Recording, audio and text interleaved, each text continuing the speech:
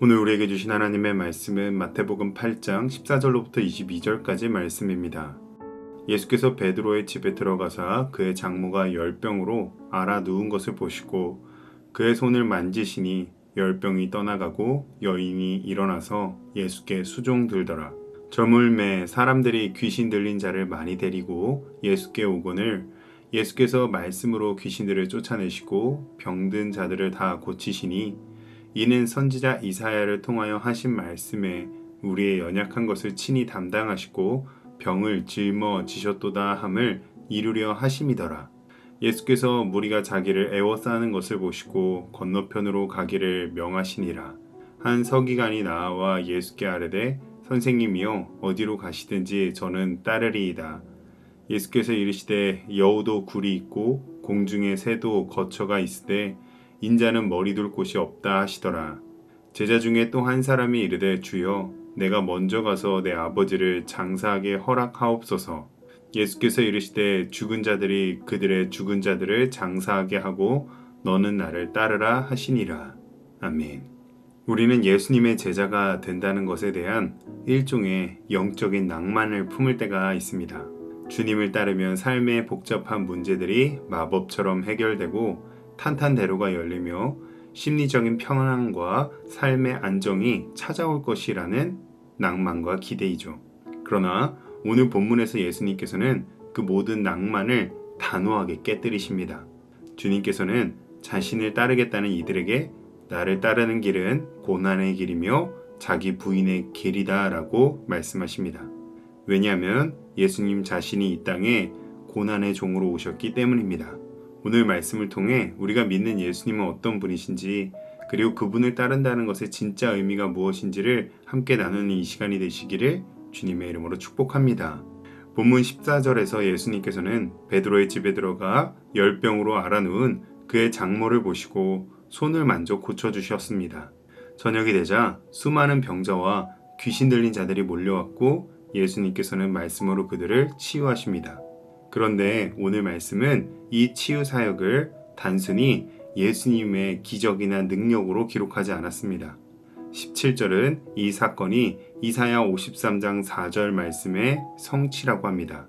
우리의 연약한 것을 친히 담당하시고 병을 짊어지셨도다. 예수님의 치유는 원격을 조정하듯이 쉽게 던져지는 기적이 아니었습니다. 그것은 우리의 모든 연약함을 짊어지시는 사역이었습니다. 환자의 고통을 당신의 몸으로 옮겨 담으시고 죄인의 수치를 당신의 어깨에 짊어매시는 대속의 사건인 것입니다. 예수님을 믿는다는 것은 당장의 내 인생이 편해진다라는 뜻이 아닙니다. 오히려 내 모든 근본적인 고난과 죄의 짐을 예수님께서 대신 짊어지셨음을 신뢰하는 것이죠. 주님은 우리의 아픔을 구경만 하시는 분이 아니라 그 아픔의 한복판에 함께 서 계시는 고난의 종이십니다. 그렇게 오늘 그 예수님의 어깨에 우리의 짐을 맡기시기를 축복합니다. 예수님의 능력을 보고 군중이 몰려들자 한 서기관이 당당하게 나섭니다. 선생님이여 어디로 가시든지 저는 따르리이다. 정말 멋진 고백인 것 같은데요. 예수님께서는 찬물을 끼얹듯 대답하십니다. 여우도 굴이 있고 새도 거처가 있지만 인자는 머리 둘 곳이 없다. 이 말씀은 비유가 아니라 실황이었습니다.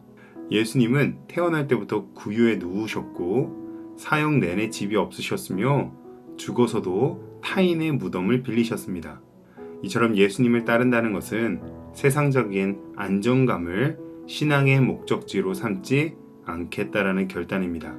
우리는 종종 주님 저를 안정시켜 주시면 그때 따르겠습니다 라고 기도합니다. 그러나 주님은 내가 안정이 없는데 너는 무엇을 보고 나를 따르려느냐 라고 물으실 것입니다. 주님을 따르는 길은 편안한 소파가 아니라 거친 광야일 수 있습니다. 오늘 여러분의 안전제일주의를 내려놓고 주님의 발자취를 따라 한 걸음 내딛는 믿음이 있으시기를 축복합니다. 이번에는 제자가 요청합니다. 주여 내가 먼저 가서 내 아버지를 장사하게 허락하옵소서. 당시 유대 문화에서 부모의 장례는 가장 거룩한 의무였습니다. 그런데 예수님께서는 죽은 자들이 그들의 죽은 자들을 장사하게 하고 너는 나를 따르라라는 충격적인 말씀을 하십니다. 이것은 인륜을 저버리라는 뜻이 아닙니다. 하나님 나라의 복음은 그 어떤 세상적 가치나 도덕적 의무보다 시급함과 우선순위에 있다는 것을 강조한 것입니다. 우리는 종종 이것만 해결되고 나면, 자녀만 다 키우고 나면, 직장 문제만 정리되면 순종하겠다라고 말합니다. 하지만 고난의 종이신 예수님은 나중이 아니라 지금을 요구하십니다. 우리에게는 지금 놓지 못하는 미련들이 있습니다. 조금만 더 있다가 가고 싶은 옛삶의 습관들이 있죠. 그러나 생명의 주님이 부르실 때 우리는 죽은 자의 일, 곧 세상의 가치에 매여 생명의 길을 놓쳐서는 안 됩니다.